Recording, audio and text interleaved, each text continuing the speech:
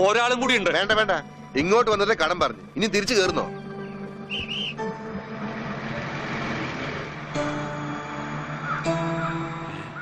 ആരാത്? നമ്മുടെ പണിക്കരല്ലേ അത്?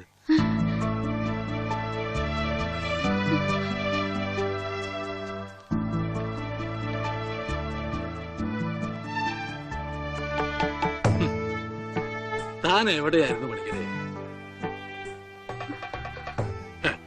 താനെന്താ ഒന്നും മിണ്ടാത്തെ?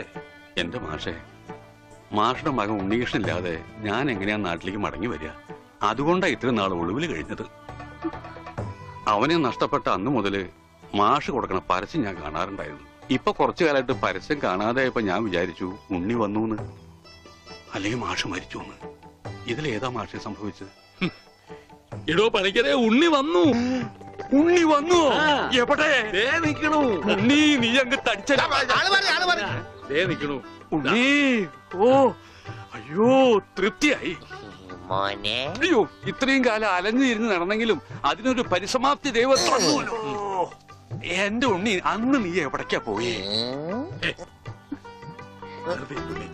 പണിക്കരെ, മുണ്ട് മുറുക്കി കൊടുത്തോളൂ കേട്ടോ. കഴിഞ്ഞ 10-17 കൊല്ലമായിട്ട് മുണ്ട് മുറുക്കന്നെയാ നടക്കണേ, പട്ടിണിയായിട്ടേ. ഇത്ര കാലം പണിക്കരേട്ടൻ എവിടെയായിരുന്നു? അത് പറഞ്ഞാലും തീരില്ല. കൊറേ കാലം തമിഴ്നാട്ടില് ரொம்ப അഴകാന ഇടം, അങ്ങേ നിന്നും കർണാടക, പിന്നെ കൊറേ കാലം ഹിന്ദിക്കാരുടെ കൂടെ. ഹരേ വിളിച്ചപ്പാടേ ഹിന്ദിമേ ബോലോ ബായ്. അച്ഛാ അച്ഛാ, ബഹുത്ത് അച്ഛാ. ഓ, ഈ നാട്ടിൽ ഒരാൾക്കെങ്കിലും ഹിന്ദി അറിയാലോ. ഏതായി കുട്ടി? അല്ലേ, പണിക്കരുടെ മകളാ. ഓഹോ, ഏത് പണിക്കരുടെ?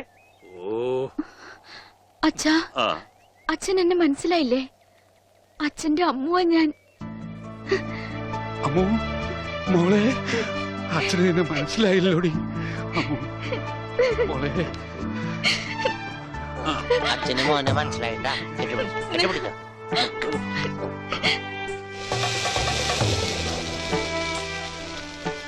മോളിന്ന് വേഗാവട്ടെ, അവർക്ക് അവിടെ വിശന്നിരിക്കാവും. ഇപ്പൊ നമ്മളെ നാട് കണ്ടിട്ട് പണിക്കർക്ക് എന്ത് തോന്നണം? ഇത്രയും പുരോഗതി ഈ നാട്ടിനുണ്ടാവും ഞാൻ സ്വപ്നത്തിൽ പോലും വിചാരിച്ചു. ഞാൻ ഇവിടുന്ന് പോകുമ്പോ കോണവും പോലും ഉടുക്കാത്തവര് ഇപ്പൊ പാന്റ് ഇട്ട് നടക്കണു. ഇത്രയും പുരോഗതി ഇവിടെ ഉണ്ടാവാൻ കാരണം പണിക്കര് തന്നെയാ. ഇനി അതൊന്നും എന്നെ ഓർമ്മപ്പെടുത്തരുത് പത്രോസേ. ഉണ്ണി കൈവിട്ട് പോയ പിന്നെ അവനെ അന്വേഷിച്ച് ഞാൻ ഊര് തെണ്ടി നടക്കുകയായിരുന്നു. ഇപ്പൊ സന്തോഷായി, ഉണ്ണി തിരിച്ചു വന്നൂലോ. അതിനേക്കാൾ വലിയ സന്തോഷം ഈ കൊല്ലത്തിലെ പൂരത്തിന് പങ്കെടുക്കാലോ. എന്റെ പണിക്കരെ, താൻ പോയേ പിന്നെ പൂരം ഒന്നൊരു പൂരമല്ല. എന്നാ ഇത്തവണ നമുക്ക് പൂരം പൊടി പൂരാ. അതെങ്ങനെയാ? ആ, ഒരു നാടകം തന്നെ ആയിക്കോട്ടെ. അതൊക്കെ ഇനി നടക്കോ ചേട്ടാ? എന്താ നടക്കാതെ? ഒരു 9 നാടകം എഴുതി ഞാൻ പെട്ടിയിൽ വെച്ചിട്ടുണ്ട്. കർത്താവേ, 9 നാടകോ? പത്രോസേട്ടാ, അങ്ങനെയാണ് ഈ രാത്രി നവരാത്രി ആവും. ഇത് നടക്കില്ല. ഈ ബന്ധം തുടരാൻ ഞാൻ അനുവദിക്കില്ല. കണ്ട കള്ളിമുൾ കാടുകളിലും തേയില തോട്ടങ്ങളിലും കെട്ടിപ്പിടിച്ച് നടന്ന് പാട്ടുപാടുന്നതല്ല പ്രേമം. അവിടെ മ്യൂസിക് ചക്ക.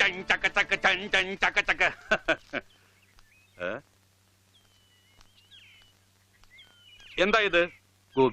ഗോപിക്കുട്ടൻ. അങ്ങനെ ഒരു സാധനം? അങ്ങനെ ഒരു സാധനം ഉണ്ട്. അതാണ് ഈ നിൽക്കുന്ന ഗോപിക്കുട്ടൻ. എനിക്ക് നിങ്ങൾ രണ്ടുപേരും മനസ്സിലായില്ല. എന്നെ മനസ്സിലാക്കിയിട്ട് വലിയ പ്രയോജനമൊന്നുമില്ല.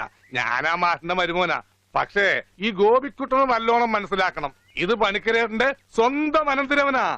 അതെ അമ്മാവ, അമ്മാവന്റെ ഗോപിക്കുട്ടനെ ഇപ്പൊ എന്തായി? എടാ ഗോപി, നഞ്ചു പോലിരുന്ന നീ അങ്ങ് യോഗ്യനായി പോയില്ലോടാ.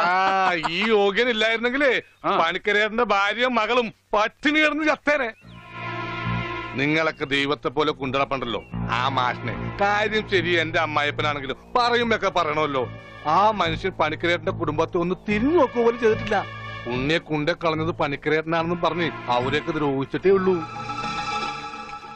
എന്നിട്ടിപ്പോ എന്താ ഒന്ന് കാണാല്ല. ഇതങ്ങോട്ട് കുടിച്ചേ. എരുതിയിലേക്കുള്ള എണ്ണയാണെന്ന് കരുതിയാ മതി.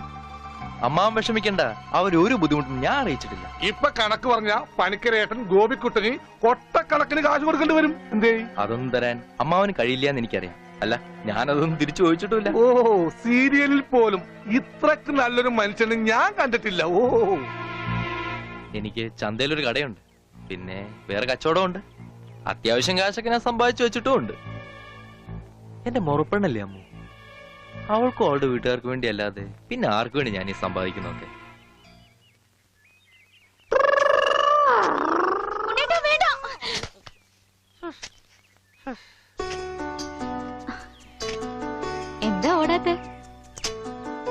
എന്നാലും ഇങ്ങനെ പിടിക്കുമ്പോ ഒരു സുഖമുണ്ട്.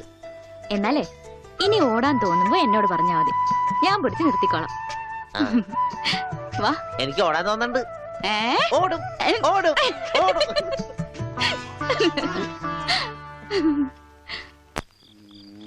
देखो बेटी देखो देखो बेटी देखो എന്താ ഇത്? നിന്റെ ഷാദി നടത്താനാ ഞാൻ വന്നത്, മനസ്സിലായില്ലേ? ഷാദി എന്ന് വെച്ചാ തിരുമണം, ഷാദി കാ കപ്പട. റിഹേഴ്സൽ കഴിഞ്ഞാ കല്യാണം, കല്യാണം കഴിഞ്ഞാ നാടകം, പിന്നെ റിഹേഴ്സൽ. നിങ്ങൾ എന്തൊക്കെയാ പറയണേ? നിങ്ങൾക്ക് എന്താ പറ്റിയേ? കല്യാണം കഴിഞ്ഞ റിഹേഴ്സൽ, അതിനു മുമ്പ് റിഹേഴ്സൽ വെച്ചാൽ ശരിയാവില്ല.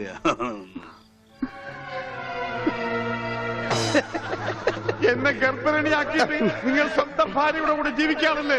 പറഞ്ഞു വരുമ്പോ എനിക്കാണ് കുറ്റം. പറഞ്ഞു വരുമ്പോ എനിക്കാണല്ലേ കുറ്റം. തെളിവിനായി മീന്റെ വയറ്റിൽ കിടക്കണ എന്തെങ്കിലും എന്റെ വയറ്റിലെ കുഞ്ഞിനെ പറ്റി പറയുമ്പോൾ മീന്റെ വയറ്റിലെ കുഞ്ഞിനെ കുറിച്ചാണ് പറയുന്നത്. അവിടെ ഇരിക്കേ.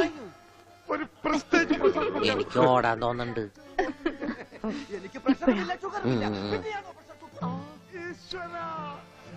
ഞാൻ ഓടാൻ പോവാ. അതെല്ലാം പോട്ടെ, 45 രൂപ 50 പൈസക്ക് ബോംബെ ഡൈങ്ങിന് ഒരു ബെഡ്ഷീറ്റ് വാങ്ങിച്ചെന്ന് ഓർമ്മയുണ്ടോ? എല്ലാം പച്ചക്കള്ളം. ഞാൻ ബോംബെ കണ്ടിട്ട് പോലുമില്ല. നീ ബോംബെ കണ്ടിട്ടില്ല? ഇല്ല. എനിക്ക് പോയി കണ്ടിട്ട് വേണം, തെണ്ടി തയ്യക്കാരാ. എന്താണ് വെളിച്ചപ്പെടാൻ ചവിട്ട് വെച്ചെന്നാണല്ലോ അവൻ ഡയലോഗ് തെറ്റിച്ചിട്ടില്ല. ഈശോയെ ബോധം പോയാ? അവന് ബോധം പണ്ടേ ഇല്ല, അത് കാര്യം വെക്കണ്ട, വിട്ടേക്ക്. ആരും പോകരുത്, നാടകം ഇപ്പൊ പുനരാരംഭിക്കും. എന്ത് പണിയാണ് അതൊന്നും അല്ല കപ്പേരെ പ്രശ്നം, അത് വേറെ കാര്യമുണ്ട്. എനിക്കാണെങ്കിൽ അടിയുടെ ആരും പോകരുത്, നാടകം വീണ്ടും ആരംഭിക്കുന്നതാണ്.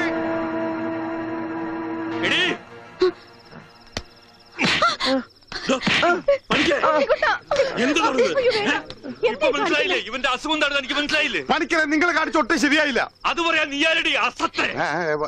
ഇങ്ങോട്ട് വാടി, നീ അങ്ങനെ കൊന്നുകളയും. പള്ളി കണ്ട വണ്ടന്മാരെ. അയാളെ തല്ലി. അച്ഛന് വേനെടുത്താ കരയണ്ടാട്ടാ.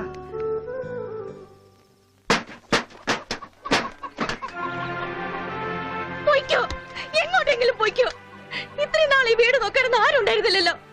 എന്തെങ്കിലും ഒരു ആപത്ത് വന്ന ആ മാഷ വീട്ടുകാർ മാത്രമേ ഉണ്ടായിരുന്നുള്ളൂ. ആ കുടുംബത്തോട് ചെയ്ത ക്രൂരതകളൊക്കെ ഇത്ര വേഗം മറന്നോ? എന്ത് പ്രായശ്ചിത്തം ചെയ്താലും അതിന് പരിഹാരമാവുക. ഉണ്ണേട്ടൻ ഈ അവസ്ഥയ്ക്ക് കാരണം അച്ഛനാ. അച്ഛനതൊന്നും പ്രശ്നമില്ലെങ്കിലും എനിക്ക് ആ കടങ്ങളൊക്കെ വീട്ടണം. മാഷിനോട് ചെയ്ത തെറ്റുകൾക്കൊക്കെ പോയി മാപ്പ് പറയും, എന്നിട്ട് വന്നാ മതി ഇങ്ങോട്ട്. അല്ലെങ്കിൽ ഇങ്ങോട്ട് വെച്ചപ്പോ.